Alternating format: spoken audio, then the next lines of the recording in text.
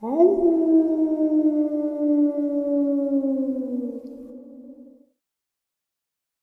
salutations, everyone. I hope everyone is doing well. Welcome to today's upload. Before we jump into it, a couple quick links. As many of you know, I rely on Patreon, PayPal, channel membership, and the merch to help the channel to continue to grow and go. Links to Patreon, PayPal, and channel membership is in the description below. Merch displayed directly under the video. Also, Dogman, Frightening Encounters, Volume 1 through 3, the audiobook versions. They were written and researched by Tom Lyons, narrated and produced by me, Jeff Nadolny. Those audiobooks are available on Audible, Amazon, and iTunes, links to which are also in the description as well. And finally, last but definitely not least, if you'd really like to help support the channel to continue to grow and go, simply subscribe. It does not cost a cent. Click that like button, takes half a second. If you don't want to miss out on any of the informative uploads that I put out daily, click that bell icon, and folks, please leave a comment and share the video. Why? Well, because all of these things, they really do help this channel to continue to grow and go. They definitely do matter, and they are appreciated. And with that, I have taken far too much of your time. Let's jump in to today's upload, shall we? All right, so today's upload is going to connect to tomorrow's upload. Both of these uploads are very important.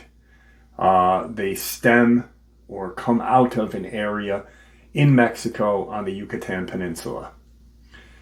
Now, as we all know, there's a lot of corruption in Mexico, and a lot of people are tragically killed, and the usual culprit is the cartel.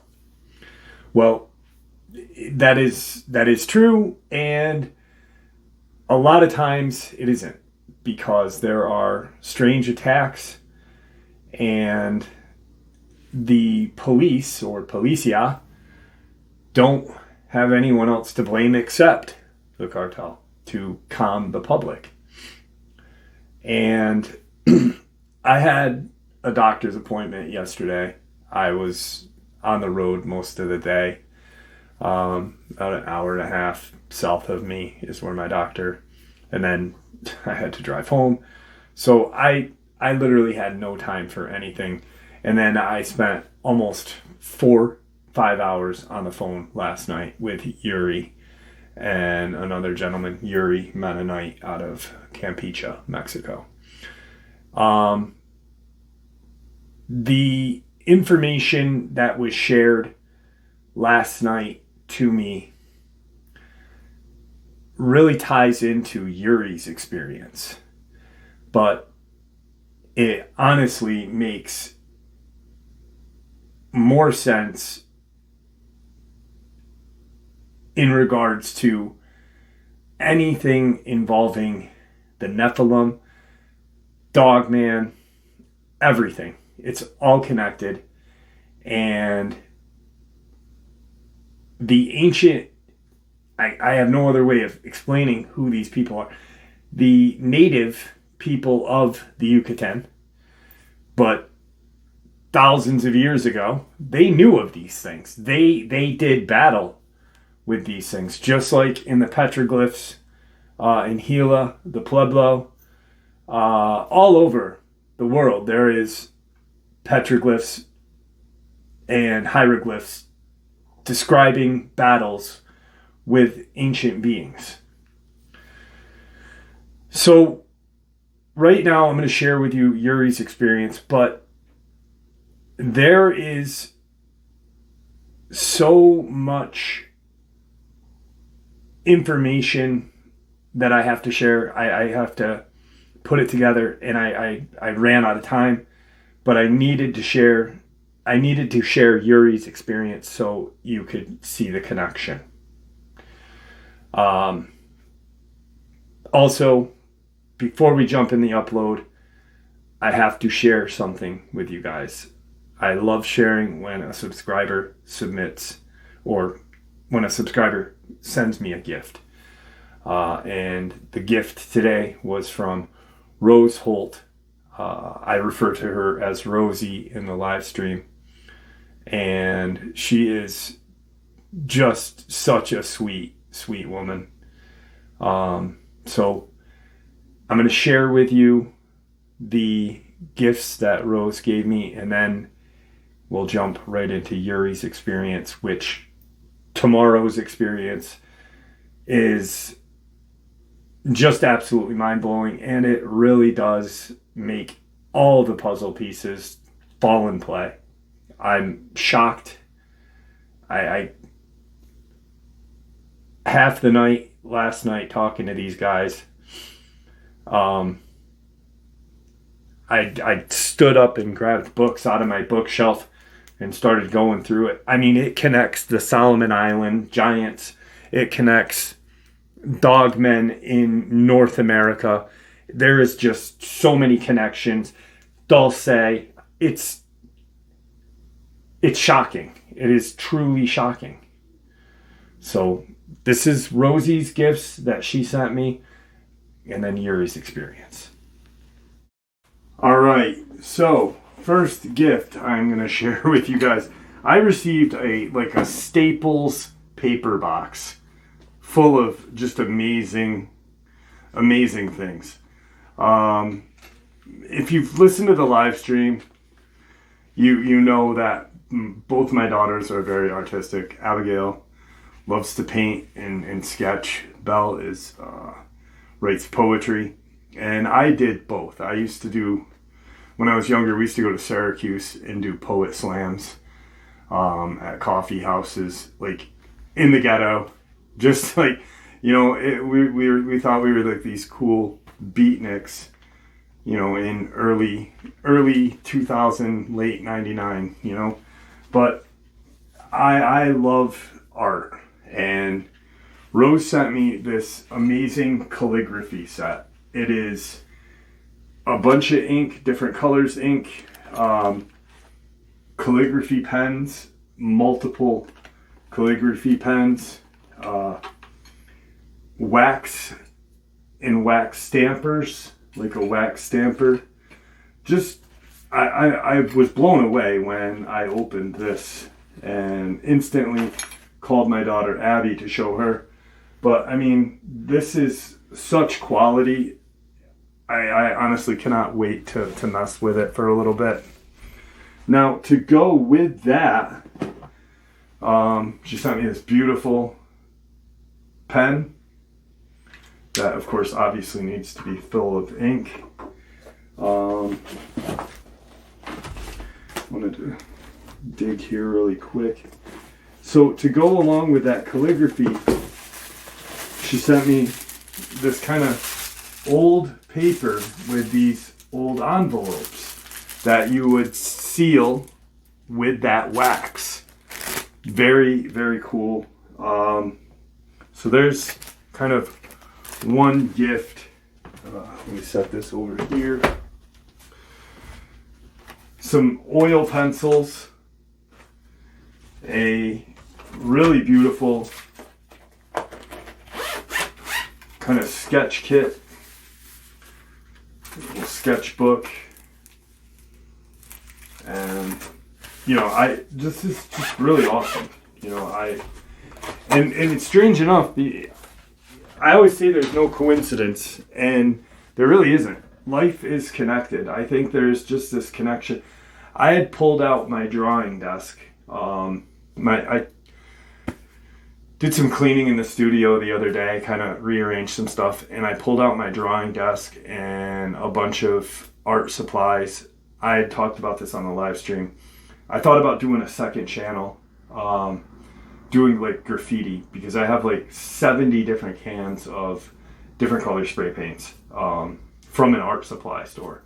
But I've got like all of these really great like paint markers and stuff, and all of this just fits. So it's like almost like she knew what I was thinking about doing. There's no coincidence.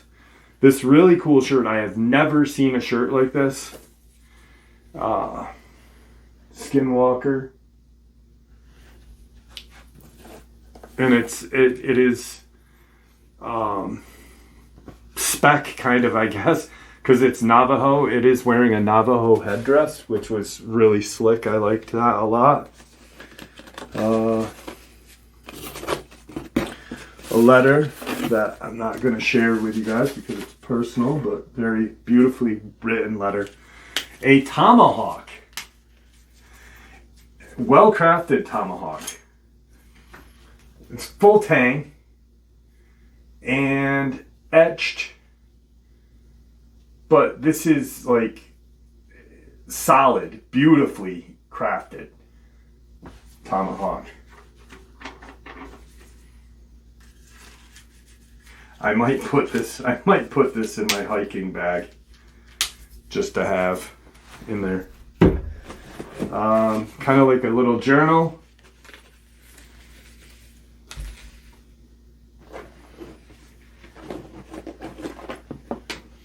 Another little journal. I really like this. I like the leather part of it. She's from out by Texas, and you know, it's just, this is the stuff that I like. I like quality leather. You know what I mean? Like, it's just Americana, I guess. I don't know the right.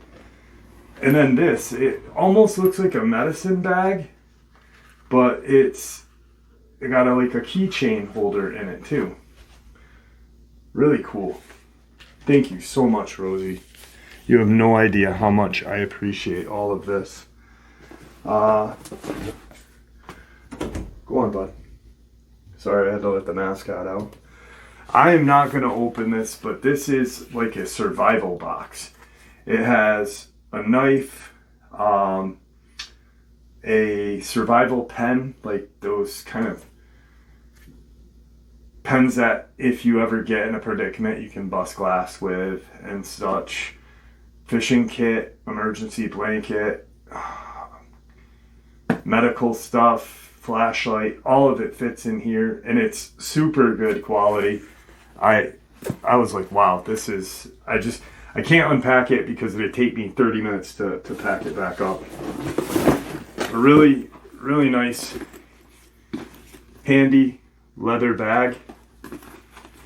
Just really super nice. And then kind of an oiled canvas briefcase to put papers in and such. So, Rosie, I can't thank you enough for all of this. I truly, truly appreciate it. All right, folks, have I got an absolutely just terrifying and tragic experience to share. Comes to us from an area that I am not familiar with at all. An area that I've never heard of. Campeche, Mexico. That is a kind of Mexican state located in the Yucatan Peninsula, just south of Yucatan. And many of you know who have been with this channel for a while, I don't use Facebook. I don't use Messenger. I have it. I don't use it. I had been a member of some groups, and I was a member of one group that is no longer on Facebook anymore. And I noticed, along with a couple other people, that it seemed that there was some kind of infiltration going on. And that made me really leery. And then when the news came out that the government uses or monitors Facebook and Messenger, I was like, nah, no thanks. Even though Gmail is, you know, just as accessible, I feel more comfortable with basic Gmail to communicate. Then I will steer you somewhere else if we need to, you know, speak privately. I have a phone that I will use that is strictly no Wi-Fi connect. It's a phone number that I put minutes on once a month When I use it, I turn it off, So 2017 is when this experience happened. And I'm going through my messenger, and I needed to check on a subscriber who is sick, and I wanted to see if they were okay. And I noticed that there was a recent friend request and message acceptance or whatever. And it was like a couple of days ago. So I just clicked on it really quick. I don't know why I did, because normally I don't go on Messenger. I do. And it's a gentleman, and his name is Yuri. And I shot him a message. I accepted his friendship. I read his quick message for request, and I shot him a message and said, listen, I don't like Messenger. Email me. We'll talk via email. And so about, a couple hours later, I'm checking my emails and going through some stuff, and he emails me immediately. And by the way, Mike, I did get your email today. I will be reaching out to you within the next couple of days. So Yuri emails me immediately, and he said, I live in Campeche, Mexico, and I am a Mennonite. And I was like, wait, what? This is kind of weird. So I click on his Facebook quick, and sure enough, he's Caucasian Mennonite. He's blonde hair, blue eyes. His kids are blonde hair, right in Mexico. I had no idea that there is a large population of Mennonite in Mexico, Central America, and South America. Blew me away. Like, we're talking 700,000, I think, or something like that. Like, a lot of people. So I quick ask him, how are you communicating with me if you're a Mennonite? And then I looked through his Facebook, and I'm like, oh, he really is. Holy shit. So I said, listen, I'm looking at your Facebook right now. I don't know if I can, do you have a cell phone? I don't know if I can connect with you via my cell phone plan, but let's try it. Do you have a cell phone? Can I get in touch with you?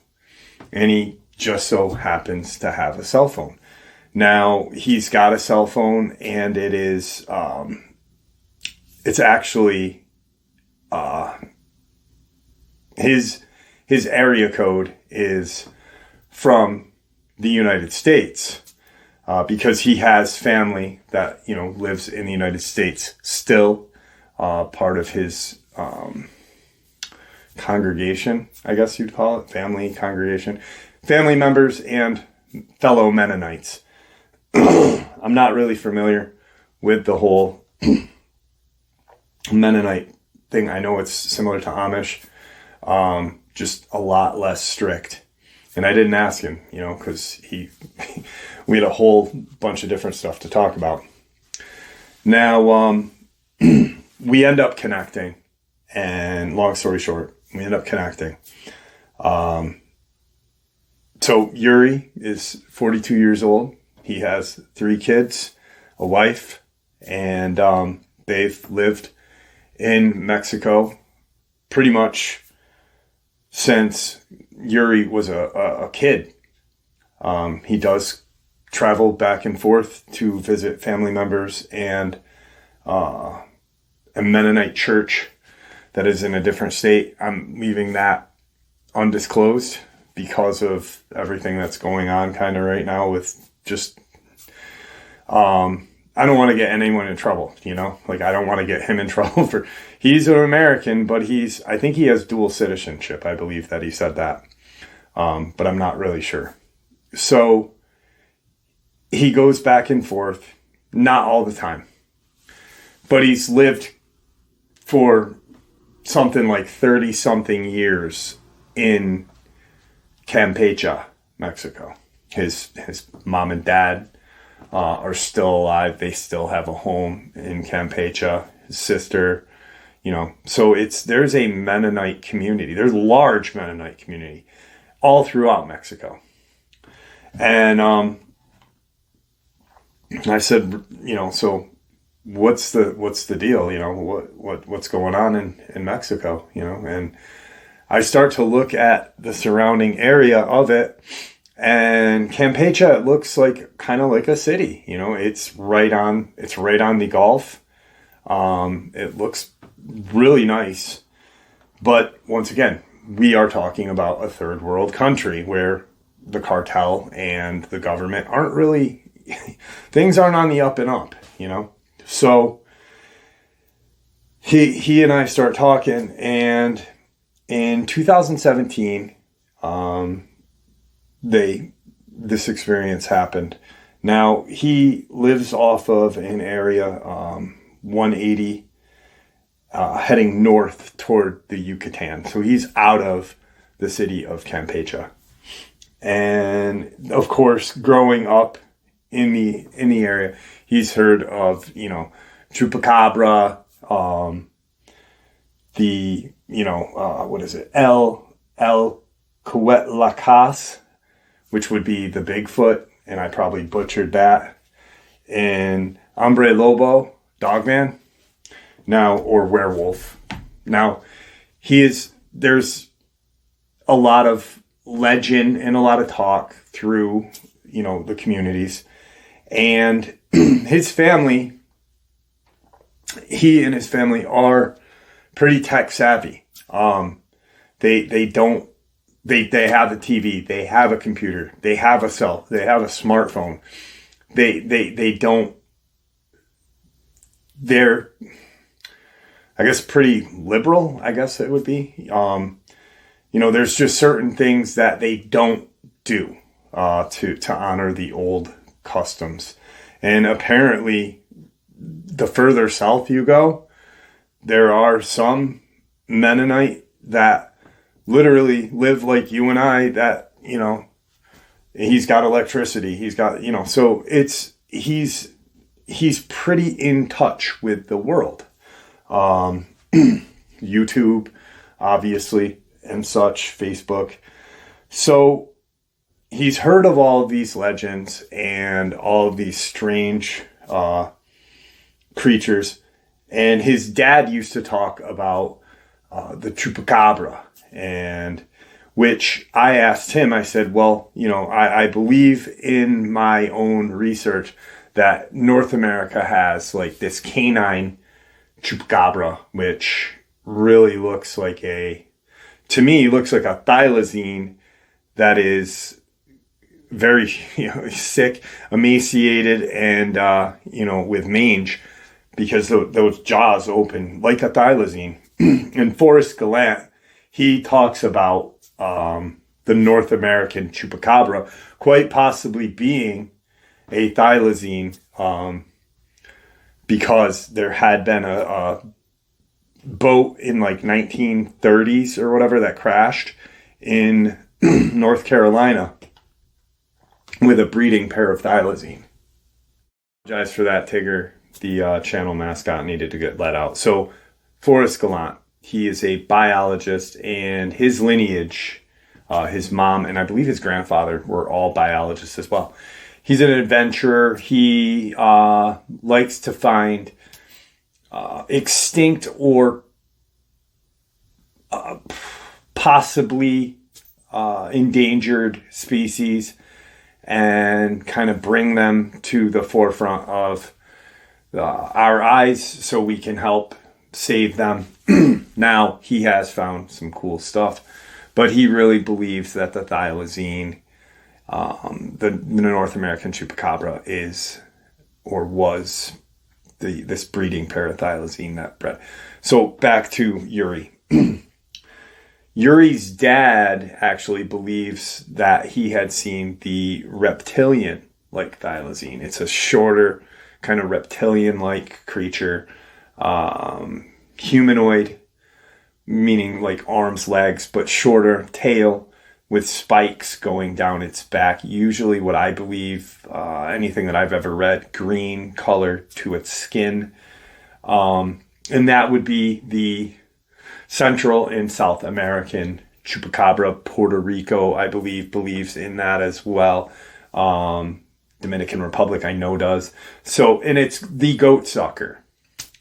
Now, apparently, Yuri's family are doing okay financially. They own a bakery, and it's a line of his parents started this bakery, and that's where his dad used to deliver baked goods. And apparently going up towards Yucatan, he had seen this strange creature come running out of the jungle and go across the street. And it looked what they call the chupacabra in that area. And it just shot across the street in front of him. He'd never seen it again after, and he's never seen anything that looked like it since then either.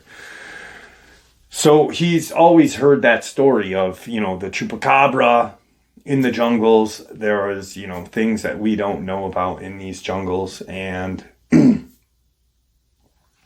he had been looking into some things. The reason why he contacted me was because he was looking for Bigfoot and Dogman related experiences in the Amish and Mennonite community.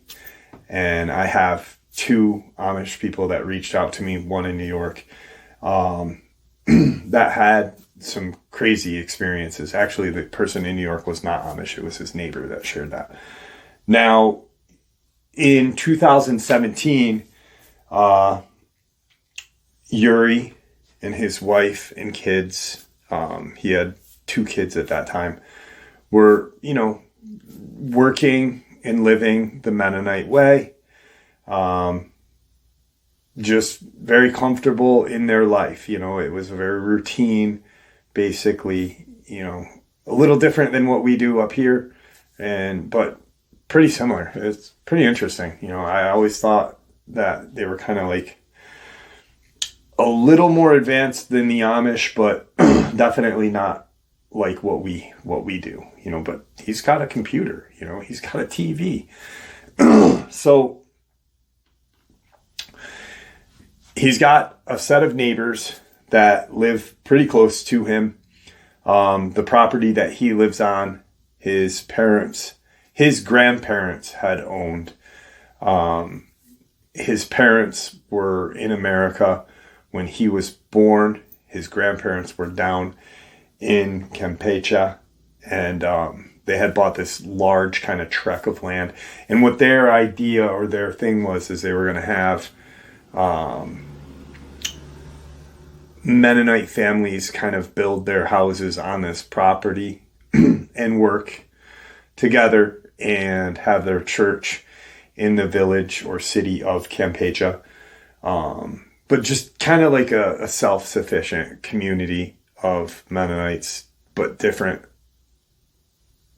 families, not all the same family, but living together. So Yuri has this, he's got his property, and this couple had been living next to Yuri for a couple years. The father's name was Joshua, and the mother's name was Emma. And they had 2 kids, 2 sons, Samuel and Jacob. Now, they were living there, and Yuri knew of them. Apparently, Yuri's wife was fairly good friends with Emma, or, associates. But Yuri, being the child to take over his father and mother's business, the bakery, he's pretty much working and doing what his dad did when he was younger. So he actually still brings bread to other areas in this part of the peninsula. It's very interesting. And so he's not, he knew of him, he had met him a couple times, but they're not like best buds, they're neighbors, but it's not, they're not playing horseshoes together and drinking beers like we do in America with our neighbors or whatnot, or have a neighbor war. They just knew, he knew of them. And his wife was very fond of his wife, Emma. Now, apparently, sometime in 2017, there had been a rash of sightings, people seeing things and seeing what they thought were people looking into their homes. In this Mennonite area of this property that Yuri's grandparents had bought and built. So you've got, a few people complaining about seeing what they thought was a person looking into their home. Random kind of noises on their outside of their walls and such. And it started to ramp up a little bit, and at first they thought that it may be like kids from the city of Campeche, just being kids, or men, drunk men, whatever. But the Mennonite community and the Mexican community, there is no kind of conflict. There's literally, they live side by side. They work, together. They exist. They coexist with any kind of. They live in pretty harmonious, and so it was kind of like thought maybe it's kids, and then it starts to ramp up, and one lady had claimed that she had seen these red eyes staring at her through her windows. And of course, you have red eyes, you have religious people, very religious people, and they immediately think demons. So that's the next step, the next kind of evolution in this experience that happens to this small community. And there are other Mennonite families that live in and around this area in Campeche. But this is like a land, a bunch of acreage. So you've got like 20 different houses, all on 1 to 3, ranging in 1 to 3 acres, maybe a little more, all, living in, once again, harmoniously. All as a community, not all family members. Now, of course, they start to immediately, a few are in fear, and then a few are like, oh, maybe she's just imagining that they were red eyes. Her, she's crazy, because now they are still thinking these are kids messing around, local kids just kind of dicking off and being kids. And then some damage starts happening. There's some property damage, some like claw marks are being found in some on sides of barns. Some horses had been found torn apart, decapitated. The strangest one was there was a donkey that it looked like it had been just literally, its body had been pulled and its head and spinal cord were located on one side and its body was located on the other, which is a tremendous amount of strength. And a human cannot do that. That's it, whoop, pulled it right out. It's, to me, I immediately, if I ever saw anything like that, my first thought would be, I would be leaning toward alien or, interdimensional something. They had no idea. They're kind of terrified. This isn't kids now. This is something completely different. And this is their, these are their animals. This is their livelihoods. Some people use donkeys to travel with, they'll, like Yuri's grandfather and dad and stuff. They would travel in a, kind of wagon pulled by donkeys or horses, so this is livelihood. Then it started to progress to getting a little more daring. People would start to find their dogs literally on their porches of their home, torn apart and not consumed. That was the thing. They started to think, well, maybe it's some sort of local wolf. The maned wolf, I think, is the largest wolf that is in existence in the Mexico region. Very seldom seen and very strange looking. But, they're trying to come up with these ideas of what this is, because now, it's ramped up to where, oh, it's kids. Oh, it was a demon. No, that lady's crazy. And now you're finding, decapitated animals, horses, donkeys, and shredded dogs. It's not like in the United States to where, all right, guys, let's call the local sheriff or the state police. No, this is Mexico, and there is police presence, but it's not like how it is here. They did report it, but there wasn't, it was kind of like, whatever. And at that point, even though the Mexican community and the Mennonite community do live pretty good together, is when the police were notified and it kind of got brushed off, that's your business. You handle your business. That has nothing to do with us. So that kind of set everything in motion of, we are on our own. We need to figure out what's going on, because it's progressively getting worse.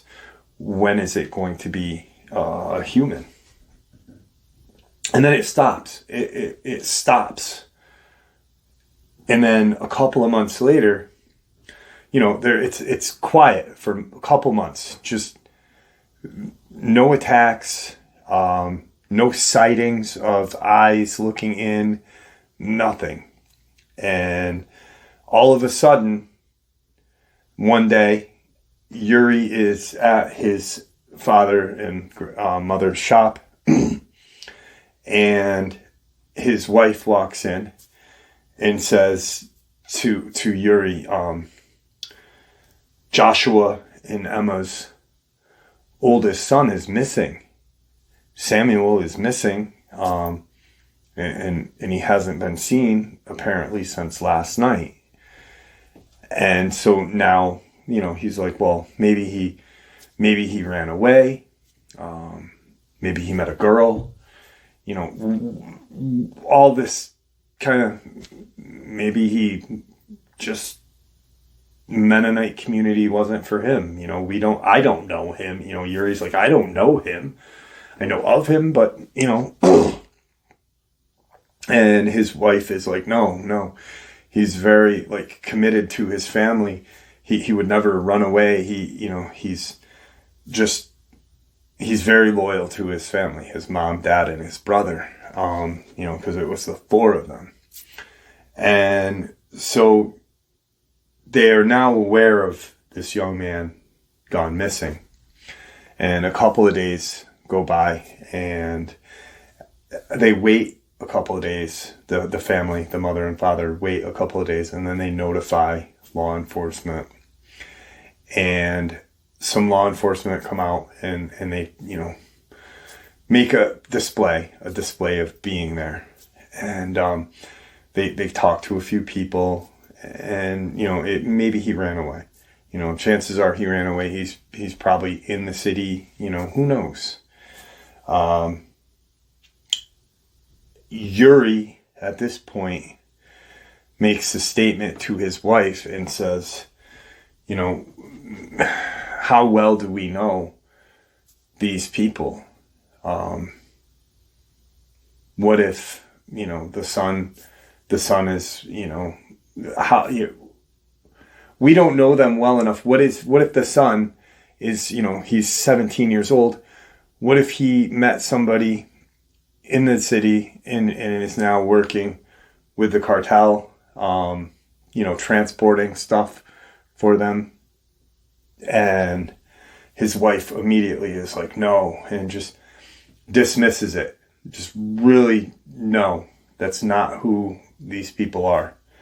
And that was immediately what started to go around the little community. Maybe he is. And sure enough, in small communities, the mom and dad, Joshua and Emma, hear it. And they're hurt, but they're upset too. They're kind of like, hey, you know us, or of us, like in Yuri's case, he didn't know a lot of the people. He was constantly working, and when he got home and did stuff, he did it with his family. He wasn't very communal, I guess would be the best word. He's very inward to himself and his business and his wife and kids. But there's now a little bit of like, well, maybe it wasn't, we should kind of give him a break, yada, yada. And they end up, like 2 or 3 days after the police come out, the police show up and said, we found a body, we found a Caucasian teenager, and he was found on 180 heading into the city, but there's, jungle all around this area. We have him. Can you come and identify him? And they do. They're warned, hey, prior to, we have to tell you that it's not good.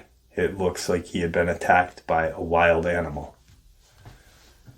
The family go and identify him, and he was attacked.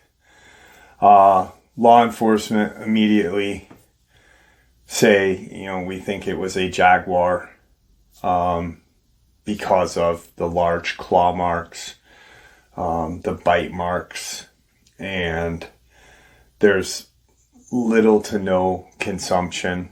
So we think that, he was just attacked by a jaguar.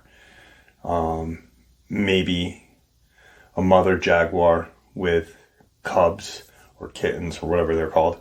But nonetheless, that's what we think he was attacked by. And, that's what we're gonna list this as.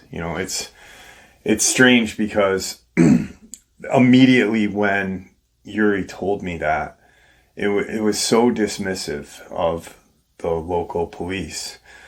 I thought about the Christopher Whiteley case, where Lipin, Texas, one branch of the government said, the sheriff's department said he was attacked by a mountain lion. And Department of Environmental Conservation states no, he was not attacked by a mountain lion. We don't know. We can't identify these wounds. Immediately, that's what I thought about. I was like, damn. And of course, there's not a lot of effort put into it's wrapped up right there. that's what we think, and that's how we're gonna label this, and it is unfortunate because I think that if this happened in America, that at least there would have been a little better of an investigation. It would have been covered up, sure as shit, but maybe not. I look at Christopher Whiteley, Amber Miller, Tony Aarons, Brenda Hamilton, Dr. Nancy Shaw. I mean, so probably not. And so they now are talking about how there is this jaguar. And then some people start saying, hey, maybe that's what the lady saw. And maybe that's what was peeking in people's windows, tearing apart our animals and this and that. And immediately everyone in the community is kind of on edge. There's a jaguar lurking around, and a few of the older Mennonite men in the community, Yuri's dad and a few of his friends start to say, no, definitely not. A jaguar would not, have the power to do what happened to that donkey. It most certainly would not go onto someone's porch and attack their dogs. It just wouldn't be so brave and brazen to do something like that. And the father, Joshua, starts to talk about how it looked like these claw marks were far apart. They didn't look like how a cat's paw would look. He said it was very spread out and almost looked like, fingers, if they were spread out and just thrashed on something. So everything is just really kind of going bizarre and berserk. Nobody's trusting anybody, and everybody's very leery of everything. So at this point, the community kind of starts to not shun, but pull away from the family, Joshua and Emma, and their remaining child, Jacob. And I guess his wife, Yuri's wife, still talked to Emma, because they were friends. And she had said something like, how would his body be all the way to where it was found? He wouldn't have run away. He wouldn't have walked at night, first of all. He was, something must have happened to him here. And whatever happened to him, if it was that jaguar, would have had to have dragged him all that way. How could it be so strong? How could, without waking anyone up? And why would he be outside? Why would he go outside? And that's when the son, Jacob, kind of says that he had gone outside one night he heard the dog outside growling, and he had gone outside to bring the dog inside secretly. Like, these dogs stayed outside in this community, and he didn't want their family dog to get hurt, so he had gone outside. And Jacob had been awake when he had gone outside, but he must have fallen asleep during that period of time, because when he woke up the next morning, his brother Samuel was gone. So now you have, okay, well, he was just going to let the dog in and something took him from our porch or our yard. And they're now really, really terrified. They're not letting their other son kind of anywhere. He's stuck inside the house. And all one night, Yuri is on his way home. And he's pulling into his driveway, kind of not a car driveway, but they use a buggy. He actually still uses a buggy, which is crazy because he's got a cell phone and he's got electricity, but whatever. So he's pulling into his home, and he thought he saw a large shadow kind of go between his house and the house on the opposite side of him. And there's a large white kind of fence, not a picket fence, but a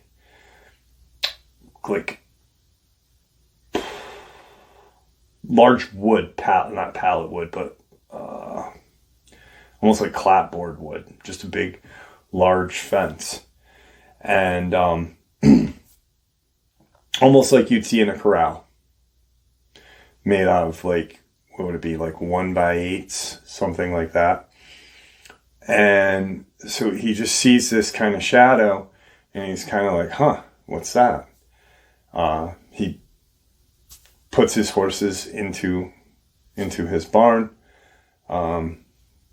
checks on everything, kind of does his routine at night, and goes inside. He's sitting, relaxing, talking to his wife about the day and planning on his routine for tomorrow. He's got to tomorrow go into Yucatan. He's got to go into there and for some deliveries and such. And he was going to bring his eldest son. And his wife was kind of, is he old enough to do that with you yet? And, he's something like 15, 16 at the time. Yeah, he's perfect. Let's, get him introduced to the family business now. He's the right age. And they hear just this loud scream, just this ungodly, terrifying scream. And they kind of just immediately are quiet. They just really, him and his wife are looking at each other like, what was that? Because they're in their house, they're having a conversation. And it came from this community somewhere, but it was, this shriek of terror that's so loud that their sons and daughter came running down the stairs, because they have two sons and one daughter. They came running downstairs thinking that it was their mom. That's how loud it was. Yuri looks at his wife and says, stay inside. I want to go and see. He goes out onto his back porch and he's kind of waiting to hear any kind of scream, a noise, and see where it came from. And he hears people talking. And one of his neighbors that he grew up with yells to him, "Hey, are you okay? Yuri, are you okay? Is your wife okay? What was that noise?" And he responds, "I don't know." And then you hear this kind of a male kind of grunt and a loud, not a scream, but almost a wail, like a sad cry, but just super loud, like like if someone comes upon what Joshua came upon, his family dead. He all the men from the two guys that are walking up to Yuri's, all three start running towards where that noise, that wail came from. And they get to Joshua's house. And Joshua is standing in the yard, and they can see shadows. They can see, it's dark, but you can see Joshua's shadow. And what's, going on. It's not bright, it's dark, but there's still lights and stuff. And they yell to Joshua, "Are you okay?" And he turns to look at them and he says, my family is dead. My family is dead. It killed my family. And they run over, and his wife is just, it's unimaginable what this thing did to her. It almost resembled what Amber Miller, her arms were like, put it this way, if a human got ragdolled by something that has claws and sharp teeth, that's what this poor woman looked like. Just literally her arms, legs just kind of hanging, her torso ripped open. Just a really horrific sight. And then they look at Joshua. One of the men grabs him and says, come with us. And Yuri looks at Joshua and says, "Where's your son? Where's Jacob? Where's your son?" And he points, and there's a kind of grouping of trees. And he said, "I saw it drag him that way." And he looks at him and he says, the jaguar? And he shakes his head. And he says, no, it was the hombre lobos. And he's like, werewolf? Like in disbelief, werewolf?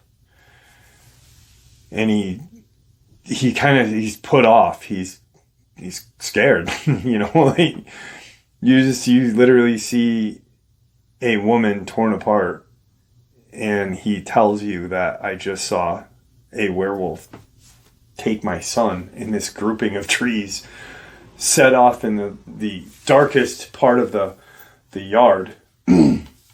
And one of the other guys says, Yuri, wait. And he runs to his house, and he comes back, a couple minutes later, and he's got a shotgun with him, and he hands Yuri a rifle.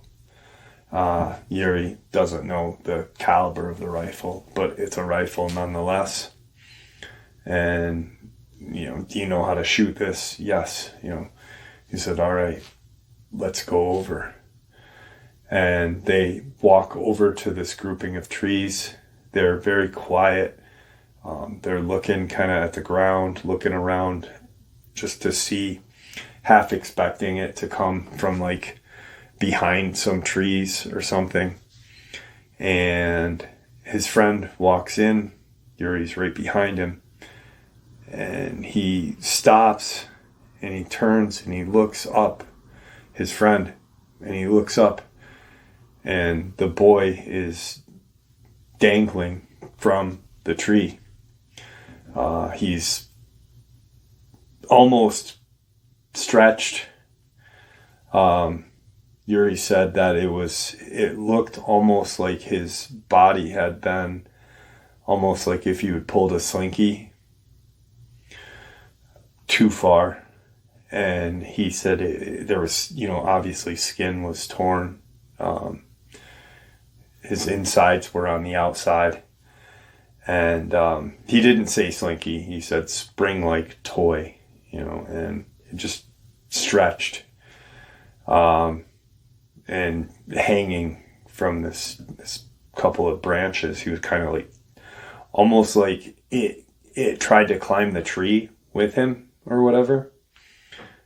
And he had gotten caught up in the branches or something. The kid's legs had gotten caught up in the branches, and he just kept pulling.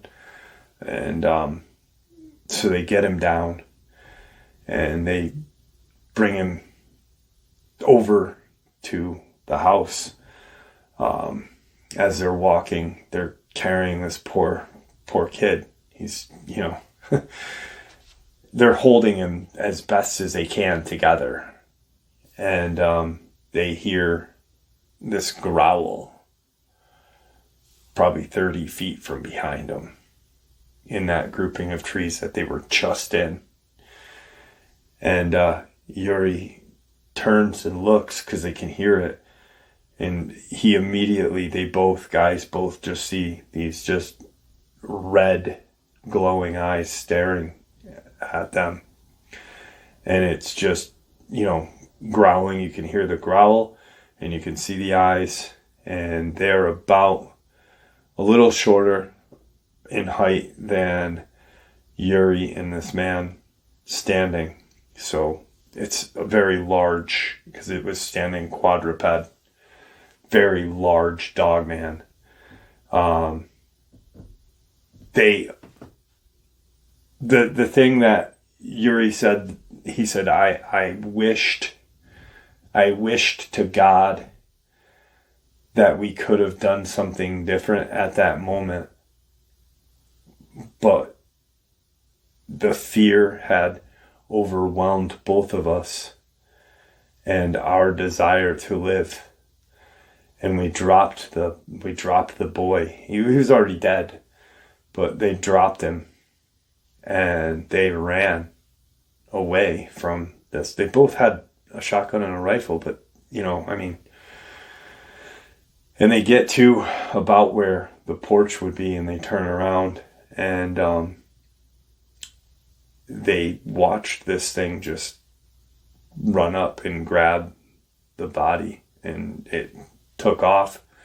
It looked like it had got him. It got the legs first, because as it ran back, and they watched it. They could see the eyes as it ran. It ran past that section of trees, and they saw something tumble, and it was the upper part of the torso. They ran a minute after they had watched this thing run away. They ran and grabbed it, the torso, and brought it back. And so then the whole village or community is just in hysterics right now. The father is just, you cannot calm him down. He just witnessed this whole traumatic everything, his whole family. He loses his son 2 days prior. That was at his own home, and now his wife and his youngest son. So he's inconsolable. He's just a wreck. And they kind of figure out, what are we going to do? They contact Yuri's dad. Yuri's dad gets an elder, and they wrap the bodies and do their traditional remembrance and stuff. But there's a lot of blood, there's a lot of gore, so it was much different than someone passing away in their home. So the elders and a few of the women, the elder women, come in and take care of all of the remains in their proper way. And like I said, it's not like someone passing away in their bed or someone being sick or old. That's what this community is used to. They still hadn't brought in their son from the police station back yet to remember him, because they had for some reason, had kept that, even though there was no investigation. They immediately called it, the Jaguar had done it. The next morning, law enforcement comes out and talks to the father, Joshua, talks to a few of the locals, and Yuri is, once again, he's doing his job. He's going up to the Yucatan area to deliver bread and stuff and baked goods and stuff. That's what his family does. It's just how he supports his family. So he cannot be there that day. But his wife, everyone had gotten kind of questioned that had been there. And they had said, this is what we saw. And the one guy that was with Yuri that witnessed the dragging of this poor boy, as it ran away, the police ended up saying that you were mistaken, that they ended up accusing the father of working with Los Zetas, and that he must have been smuggling drugs for them, that their son had been attacked by, a jaguar, but that must have been, you must have did something to upset the Los Zetas, and they came for retaliation. And what everyone saw, what Yuri and Joshua and those two other men saw was a human. Their brain played a trick on them, nonetheless, knowing full well that these men are, not in the cartel or working with the cartel. Apparently some have and some still do, and they get in big trouble for it when they get caught. But it's not something that they're going to do, and it's definitely not what Joshua was doing. So they immediately bring him to the police station and question him for nearly an entire day, right after, his whole family had been wiped out.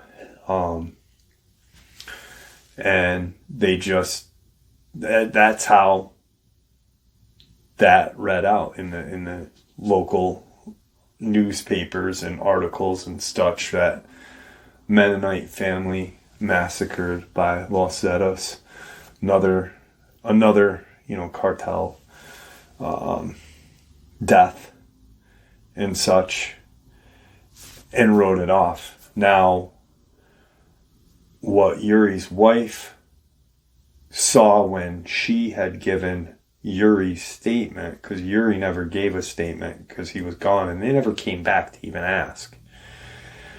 But when she said what her husband had seen, the police officer that interviewed her and talked to her, his eyes said everything she needed to know, that they were well aware of these creatures running around through this area, that it was nothing new to law enforcement, but they have to keep the rest of the public quiet, sane and safe and stuff. So let's just lie like our government does.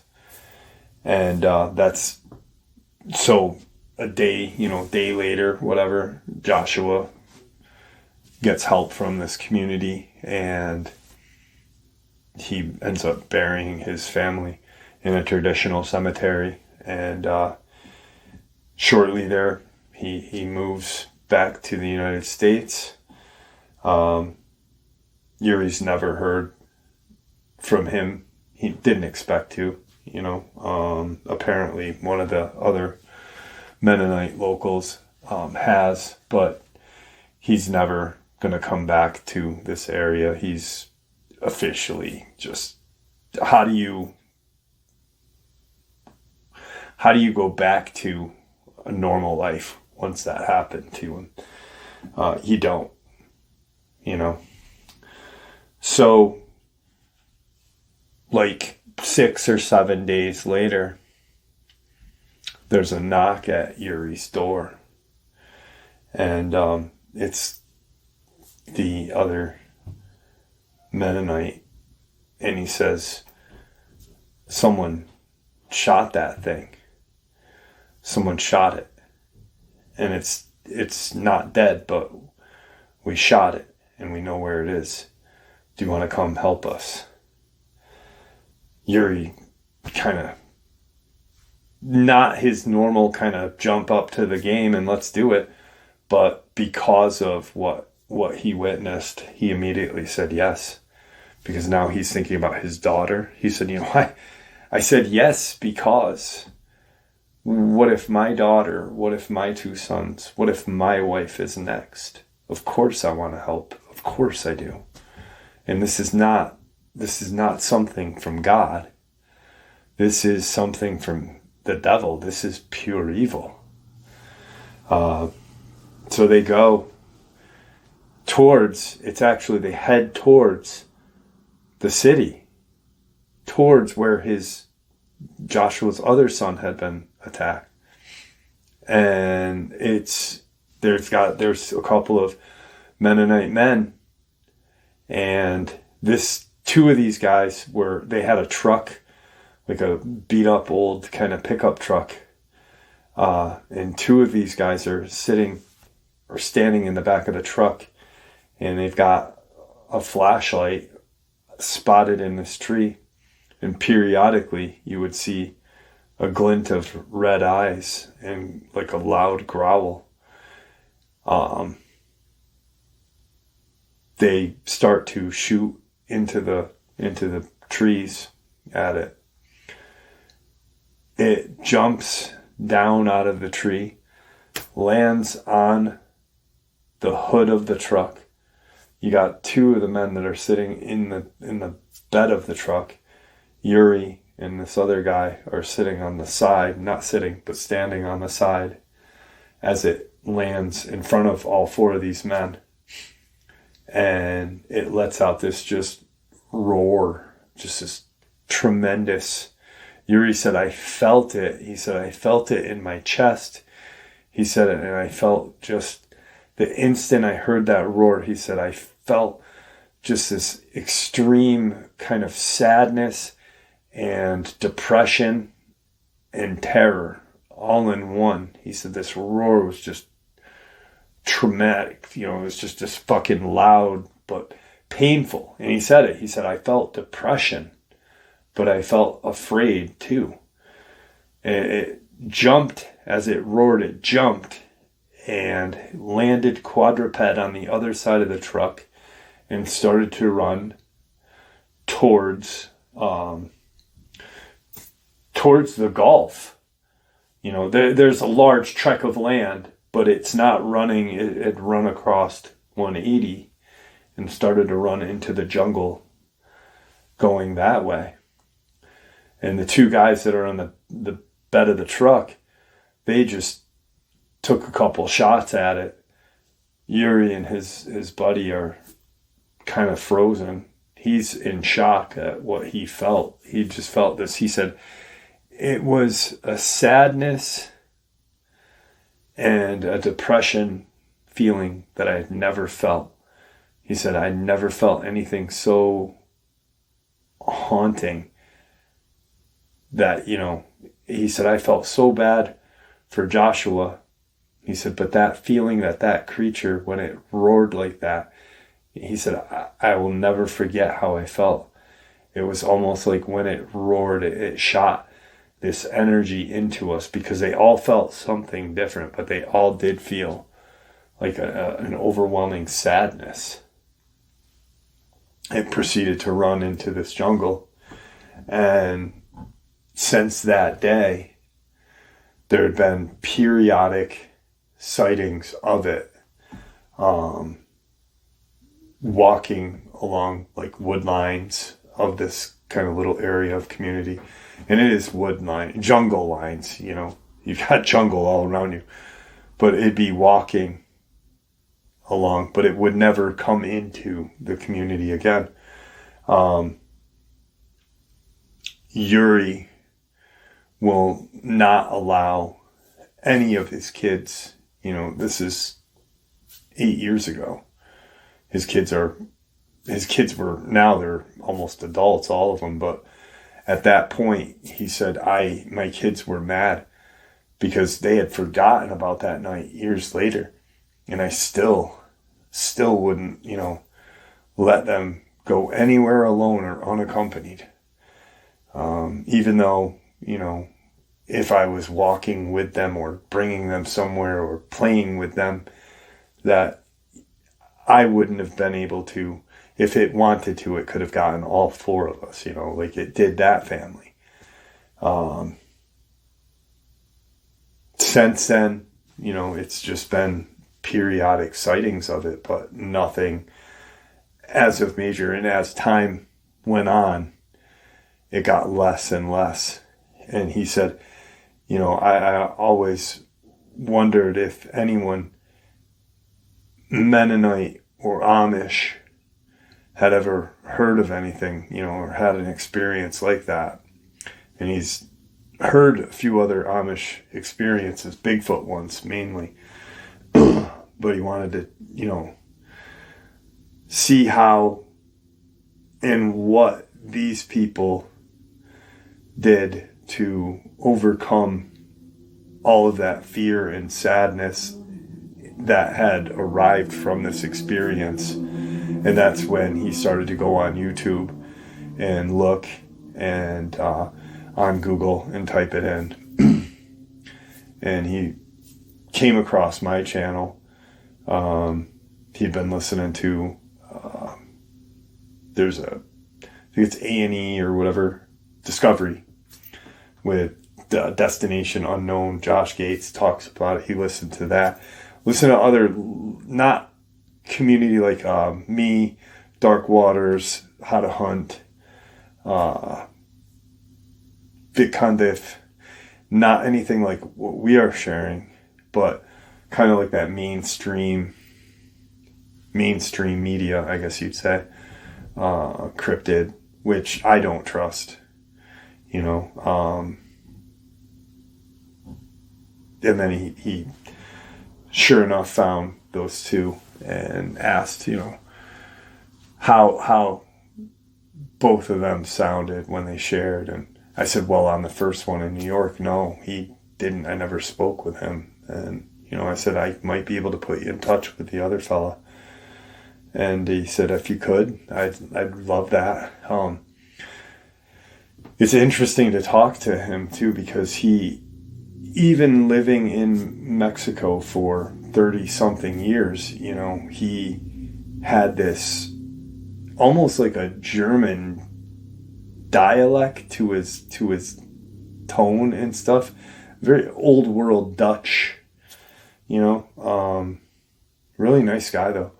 Really nice guy. And just a tragic experience. I could never imagine, you know, how Joshua dealt with that. You know, it's just, your whole family just got wiped out in a safe community and then law enforcement blames you and says, you work with this, you work with the cartel. It's unbelievable. It's fucking sad is what it is. All right, folks, like I said in the intro, this upload will connect to tomorrow's upload. Both happen in the Yucatan Peninsula of Mexico. Tomorrow's upload is just a puzzle piece arranger. It is a lot of information, and I just needed some more time to put it together. Yuri's experience is truly terrifying but amazing. All in the same area, and it just really shows what the law enforcement have to deal with down there. On top of dealing with cartel, there are creatures that roam free. There's jungles, it's not like the United States. There's deep forests here and this and that, but there's a whole different kind of strange going on down there. And a lot of ancient kind of connections. So with that, I'd like to thank you all for supporting this channel. It is your support, after all, that helps the channel to continue to grow and go, and what gives us all a place and a chance to share our experiences and theories, judgment-free. Everyone is simply treated with the respect that we deserve. With that, please stay safe, happy, healthy, and ever vigilant, keeping an eye on our children, pets, family, and our friends. These creatures are real. These events have happened. Share this information with those you love and care about, and it may just help save their lives someday. Until next time, never stop asking questions, never stop searching for the truth, and God bless you all.